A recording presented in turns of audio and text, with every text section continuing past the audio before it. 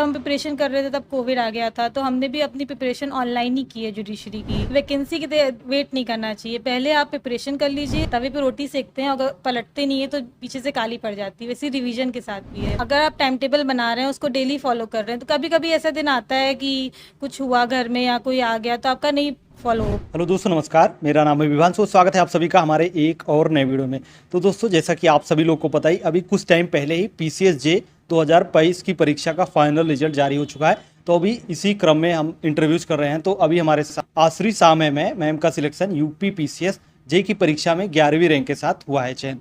तो आज के इस वीडियो में इनकी जर्नी के बारे में जानेंगे, साथ साथ जो पीसीएस जे का एग्जाम होता है उसका पैटर्न क्या होता है, उसके लिए क्या बुक लिस्ट वगैरह फॉलो करनी चाहिए, उसके लिए स्ट्रेटजी कैसी बनानी चाहिए, सब कुछ आज के इस वीडियो में कवर करने वाले हैं। बस आप लोग वीडियो में अंत तक बने रहिएगा। एंड चैनल पर पहली बार है, चैनल को सब्सक्राइब जरूर कर लीजिएगा। मैम, हमारे व्यूवर्स जो वीडियो देख रहे हैं, हमारी तरफ से आपको बहुत बहुत बधाई। Thank you so much. Ma'am, से पहले तो एजुकेशनल बैकग्राउंड के बारे में जानना चाहिए। मेरा एजुकेशनल बैकग्राउंड अयोध्या से ही है, क्योंकि हम अयोध्या के रहने वाले हैं। तो 12th तक हमने Canossa convent girls inter college Ayodhya से प्रिपरेशन की है। उसके बाद ग्रेजुएशन किए साकेत पीजी कॉलेज से, बीकॉम एंड एलएलबी किया है। और करेंटली हम एलएलएम के 3rd सेमेस्टर के स्टूडेंट है, डॉक्टर आरएमएल अयोध्या यूनिवर्सिटी से। क्या आपने जब अपनी तैयारी शुरू की थी तो क्या पीसीएस जे के लिए ही शुरू की थी या फिर और किसी एग्जाम की प्रिपरेशन कर रहे थे? स्टार्टिंग में हम सिविल की प्रिपरेशन कर रहे थे, स्टेट पीएससी की। उसके बाद हमने जुडिशरी की प्रिपरेशन स्टार्ट करी है। इसके लिए मतलब कोई किसी ने गाइड किया आपको कि पीसीएस जी की तरफ जाना चाहिए आपको?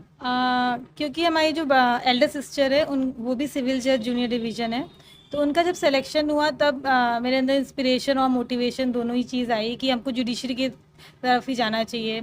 और तो फिर हमने जो है जुडिशरी की प्रिपरेशन स्टार्ट करी। जब आपने तैयारी स्टार्ट की थी शुरुआत में तो कहीं कोचिंग का सहारा लिया था? जैसे कि आपने पहले तो स्टार्ट किया था स्टेट पीसीएस का, तो उसके लिए भी कहीं कोचिंग लिया या फिर इसके लिए जब तैयारी स्टार्ट की? जब स्टेट पीसीएस की प्रिपरेशन कर रहे थे तब हमने दिशा करें इंस्टीट्यूट अयोध्या से प्रिपरेशन की थी। और जब जुडिशरी की प्रिपरेशन कर रहे थे तो रजनीश जुडिशियल क्लासेस से हमने प्रिपरेशन की है, जो कि सर हैं रजनीश कुमार श्रीवास्तव। मेरे के साकेत कॉलेज पीजी कॉलेज की वो एलएलबी की प्रोफेसर हैं। अच्छा मैम, जैसे कि जो छोटे शहरों में रहते हैं या गाँव में रहते हैं, उनका मानना होता है कि हम जब किसी बड़े शहर में जाएंगे, जैसे प्रयागराज हो गया, दिल्ली हो गया, यहीं पर जाएंगे, पढ़ाई करेंगे, अच्छी अच्छी कोचिंग्स यहाँ पर होती हैं, तभी हमारा सिलेक्शन होगा। इस पर आपका क्या विचार है? मेरा ये मानना है कि बड़े शहरों में जाके प्रिपरेशन करने से सफलता मिलती है, लेकिन इतनी नहीं है कि यहाँ घर पे रह के भी कर सकते हैं। अगर आपके अंदर वो कैपेबिलिटी है तो आप घर पे कर सकते हैं, क्योंकि आजकल ऑनलाइन ज़माना चल रहा है। और कोविड जब हम प्रिपरेशन कर रहे थे तब कोविड आ गया था, तो हमने भी अपनी प्रिपरेशन ऑनलाइन ही की है, जुडिशरी की ऑनलाइन क्लासेस लिए। उससे क्या होता है, एक तो एक्सपेंस जो बाहर जाने का होता है वो भी कम हो जाता है, और टाइम भी कम होता है। घर बैठे पढ़ाई करी और पर्सनली सर से अपना इंटरेक्शन किया, जिससे कि हम जो मेंस में आंसर राइटिंग में दिक्कत होती थी वो सब सॉल्व हो जाती थी। मैम, बहुत सारे छात्र ऐसे होंगे जो कि इस तैयारी के बारे में जानना चाहते होंगे, तो हम आपसे ये जानना चाहेंगे, उन छात्रों को बताइए कि इसके लिए मतलब इस एग्ज़ाम में कितने स्टेज होते हैं, इसके लिए क्या स्ट्रेटजी बनानी चाहिए, उसके बाद लास्ट में बुक लिस्ट के बारे में बात करेंगे, क्या चीज़ इसके लिए पढ़ना चाहिए। मेनली जुडिशरी के लिए 3 स्टेज है, प्रीलिम्स, मेंस एंड इंटरव्यू। तो प्रीलिम्स में तो 2 पेपर होते हैं, एक जीएस का होता है 100 क्वेश्चंस और लॉ का होता है 150 क्वेश्चंस। और जीएस में वन क्वेश्चन 1 मार्क्स और लॉ में 1 क्वेश्चन 3 मार्क्स का रहता है। नेगेटिव मार्किंग इसमें भी है और मेनली लॉ का ही इसमें फोकस रहता है। इसके बाद जो दूसरा स्टेज होता है? दूसरा स्टेज मेंस का है, जिसमें 6 पेपर्स होते हैं, जिसमें 4 पेपर्स लॉ के होते हैं, जिसके 18 सब्जेक्ट्स हैं लॉ के। और एक हिंदी इंग्लिश का होता है और एक जीएस का होता है, जिसमें मेनली करंट बेस्ड क्वेश्चन रहते हैं। इसके बाद जो तीसरा स्टेज होता है, तो क्या पीसीएस के तरीके इंटरव्यू यहाँ पर होता है या फिर इसका इंटरव्यू कुछ अलग तरीके से? जैसे कमीशन तो एक ही है यूपीपीएससी, तो इलाहाबाद में इसका इंटरव्यू होता है, लेकिन इसका पैनल अलग होता है। और इसमें जो क्वेश्चन है वो लॉ बेस्ड क्वेश्चन होते हैं, current latest supreme court judgment पूछे जाते हैं या फिर करंट अफेयर्स पूछी जाती है, ऐसे रहते हैं। तो जो यहाँ पर मेंस में जीएस का पेपर होता है, तो क्या ये जो हिस्ट्री, जियोग्राफी या पॉलिटी वगैरह पढ़ते हैं, इससे रिलेटेड क्वेश्चंस आते हैं या फिर कुछ अलग रहता है? मेनली जो जीएस का पेपर होता है वो करंट बेस्ड होता है। अगर आपकी करंट में पकड़ है तो आपका अच्छे से निकल जाएगा। एक क्वेश्चन आता है हिस्ट्री से, मेरे में आया था 2 क्वेश्चन एंशिएंट हिस्ट्री से आया था, और पॉलिटी से क्वेश्चन कॉन्स्टिट्यूशन से आपका लॉ से कवर हो जाता है। करंट इसके लिए मेनली फोकस करना चाहिए। बात करें मैम इसकी स्ट्रेटजी की, तो अलग अलग स्टेजेस पर क्या स्ट्रेटजी हमें अपनानी चाहिए इस एग्ज़ाम के लिए? जी, वैकेंसी आने के पहले प्रिपरेशन करनी चाहिए। कोई भी एग्ज़ाम आप दे रहे हैं, कॉम्पिटिटिव एग्ज़ाम, तो वैकेंसी के वेट नहीं करना चाहिए। पहले आप प्रिपरेशन कर लीजिए, सारे सब्जेक्ट्स आप सिलेबस सबसे पहले आपके पास होना चाहिए, कोई भी प्रिपरेशन कर रहे हैं। फिर उसके सारे सब्जेक्ट्स का आपके पास एक रेडी रेकनर होनी चाहिए, आपके हैंड रिटन नोट होने चाहिए, जिससे कि जब वैकेंसी आए तब आपको मेनली 1 से 1.5 महीना मिलता है एग्ज़ाम के लिए, उसमें सिर्फ रिवीजन होना चाहिए। और रिवीजन अगर आप करेंगे तो आपका आपका निकलेगा ही निकलेगा। जैसे मैम आपने नोट्स के बारे में बताया, तो हमने जहाँ तक देखा है जो लॉ की बुक्स वगैरह होती हैं, बड़ी मोटी मोटी बुक्स होती हैं, तो उसका नोट्स वगैरह किस तरीके से बनाए? हाँ, जैसे कि लॉ की पढ़ाई में मेन रोल होता है बेयर एक्ट का। आपके पास कंपलसरी हर सब्जेक्ट की बेयर एक्ट होनी चाहिए। बेयर एक्ट बायलिंगुअल लेनी चाहिए, जिससे कि आपको कोई प्रॉब्लम ना हो हिंदी इंग्लिश का। और फिर उसी से और एक एक टेक्स्ट बुक आपके पास हमेशा होनी चाहिए हर सब्जेक्ट की। फिर दोनों को कंपाइल करके और लेटेस्ट रीसेंट केस लॉ के साथ आपको अपना नोट्स बनाना चाहिए हैंड रिटन। क्या इस एग्ज़ाम में मतलब ऐसा कुछ होता है कि हिंदी में देना है या फिर इंग्लिश में देना नहीं, है? इसमें मीडियम का कोई रोल नहीं है। मेनली आपके नोट्स पे मार्क्स मिलते हैं, और नोट्स का 3 कंसेप्ट है कि सुंदरता होनी चाहिए, सारगर्भिता होनी चाहिए और संक्षिप्तता होनी चाहिए, और मॉडर्न मतलब रीसेंट केस लॉ उसके साथ ऐड होने चाहिए, तो आपको मार्क्स मिलेंगे मेंस में। आपका मीडियम क्या था? मेरा इंग्लिश मीडियम था। तो हम बुक्स की बात करें तो जैसे कि प्री के लेवल पर आपने कौन सी बुक्स फॉलो की थी, या फिर मेंस में कौन कौन सी बुक्स आपने पढ़ी थी? प्री के लिए हमको ज़्यादा टाइम नहीं मिला था, क्योंकि तो फिर हमने बेयर एक्ट, मेनली पूरा बेयर एक्ट, सारे जितने भी सब्जेक्ट है, क्योंकि कोर्स बहुत वाइड रहता है इसका, तो बुक्स का टाइम इतना नहीं मिलता प्रिपेयर करने का।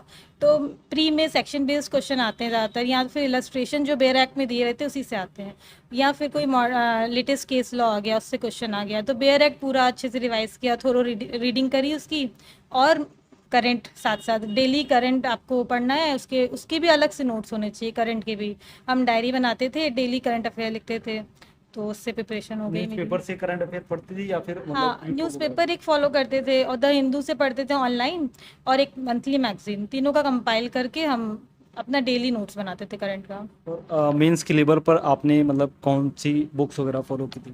मेंस के लिए हमने सब्जेक्ट वाइज सारी बुक्स, एक बेयर एक्ट के साथ सारी बुक्स मेरे पास एक एक थी। जैसे कि एविडेंस के लिए रतन लाल धीरज लाल, सीपीसी के लिए तकवानी की, सीआरपीसी के लिए रतन लाल धीरज लाल की है, और टीपीए के लिए तपेश्वरी प्रसाद की है, और एविडेंस के लिए बटुकलाल रतन लाल धीरज आज, आईपीसी के लिए भी रामशरण की है।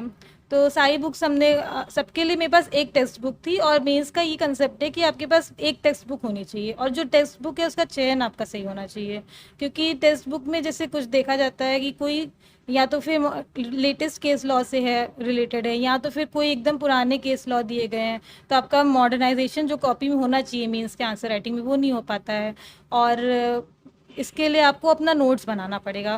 जैसे हमने मेंस के लिए हर क्वेश्चन बेस्ड नोट्स बनाए थे, बुक से उसको पहले पढ़ा, बेयर एक्ट से पढ़ा, और फिर इससे लेटेस्ट हमने रूलिंग कोई अगर है तो वो कोट कर दी, जिससे कि मेरा कंसाइज नोट हुआ और लेटेस्ट अप टू डेट हो गया, तो उससे मार्क्स गेन करने के लिए ईजी हो जाता है। और इसके लिए आंसर राइटिंग प्रैक्टिस वगैरह करते हैं, तो क्या खास ध्यान रखना चाहिए हमें? आंसर राइटिंग आपको डेली करनी चाहिए। जैसे जब प्री निकल जाता है तब तो आपको डेली हर सब्जेक्ट की नहीं तो कम से कम 2 सब्जेक्ट की रोज आंसर राइटिंग करनी चाहिए, और रिवीजन आपको सब मेन फोकस रिवीजन पे होता है, जिससे कि आपको 100 बुक एक साथ नहीं पढ़नी, लेकिन एक बुक को 100 बार पढ़ना चाहिए।